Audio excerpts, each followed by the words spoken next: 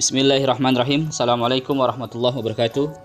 Pada para kawan-kawan, para pemuda, para pembela duafa, para pembela orang miskin yang dimuliakan Allah Subhanahu wa taala. Alhamdulillah, puji syukur kehadirat Allah yang terus memberikan kita nikmat kekuatan, nikmat beragama, dan nikmat terus kita berjuang dalam membela orang-orang duafa dan fakir miskin.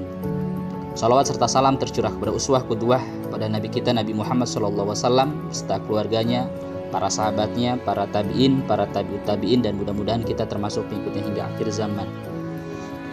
Para kawan-kawan yang dimuliakan Allah, kajian yang ingin saya angkat hari ini adalah tentang seandainya Karl Marx mempelajari Islam. Materi ini bukanlah berandai-andai, materi ini bukannya seperti layaknya orang kegenitan intelektual, tapi materi ini menjadi satu pemicu untuk kita bagaimana kita memperjuangkan Islam, memperjuangkan konsep Islam, dan bagaimana kita juga memahami orang-orang yang selama ini banyak dirujuk oleh orang-orang Islam yang tidak mengenal siapakah sesungguhnya Karl Marx, dan orang-orang Islam yang tidak bangga dengan ajaran Islamnya, dan orang-orang Islam yang inferior, inferiority complex, minder. Para mahasiswa, para pemuda, para pembela orang-orang miskin yang dimuliakan Allah, Karl Marx nyaris seperti nabi-nabi dalam pandangan orang-orang barat termasuk orang-orang kiri. Ia dipuja bahkan oleh orang-orang yang sama sekali tak mengetahui dirinya. Nama Marx bukan saja menjadi sebuah legenda dalam sejarah dunia, tapi juga menjadi tongkat penuntun bagi Marxis, sosialis atau komunis. Pengikutnya menganggap kehidupannya penuh dengan kisah heroik. Marx dicitrakan seolah-olah pejuang sejati. Hidupnya seperti sebuah pemberontakan tanpa henti pada sistem dan gaya hidup borjuis. Para kawan-kawan yang dimuliakan Allah, materi ini saya angkat bukanlah materi yang pertama kali. Tokoh-tokoh Islam, para pemikir, mufakir Islam, para ulama-ulama Islam, para pejuang-pejuang Islam, mereka sudah mengangkat hal ini.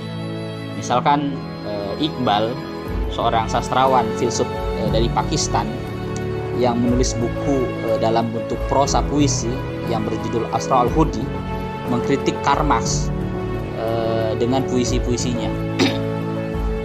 Kata Iqbal, Karl Marx adalah orang yang mementingkan perut tapi tidak mementingkan rohaniah.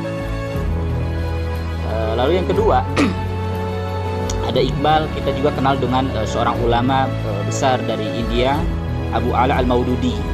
Beliau juga banyak menulis tentang masalah Islam dan sosialisme. Lalu juga Fatiakan, seorang ulama pergerakan. Lalu juga kita mengenal Syed Qutb rahimahullah, pejuang Ikhwan dari Mesir, Ikhwanul Muslimin. Beliau menulis buku cukup yang legendaris. Judul bukunya adalah Al-Adalah Al-Istimaiyah, keadilan sosial menurut Islam. Ada juga kemudian Muhammad Imarah, seorang ulama pakar pemikiran Islam dari Mesir, dari Universitas Al-Azhar. Beliau juga sering mengkritik orang-orang yang katakanlah begitu memuja kepada Karl Marx dan kepada tokoh-tokoh kiri. Lalu juga kita mengenal di Indonesia Pak Nasir, Bapak Muhammad Nasir mengkritik Karl Marx dalam tulisannya di Kapita Selecta. Kalau Anda baca perdebatan Nasir dengan Aidit, perdebatan Pak Nasir dengan tokoh-tokoh komunis, itu cukup baik terdokumentasikan dalam Kapita Selecta. Lalu juga kita kenal sebuah buku yang cukup legendaris dari tokoh Sarekat Islam, Bapak Nasionalisme,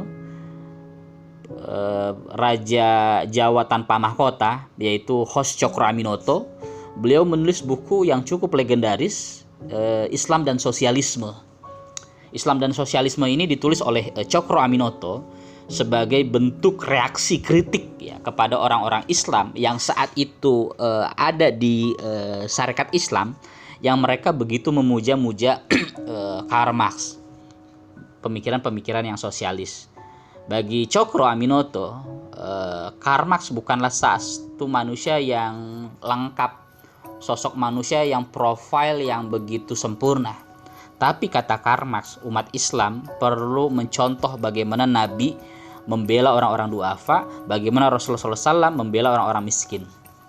Ada juga para ulama-ulama kita di Mesir, Mustafa Asibai. Beliau menulis buku Islam dan Sosialisme. Buku ini cukup legendaris, diterbitkan oleh CV Diponegoro, Bandung. Lalu ada lagi juga Abdul Qadir Audah. Agus Salim juga menulis, ulama Islam dari Indonesia. Agus Salim juga menulis buku tentang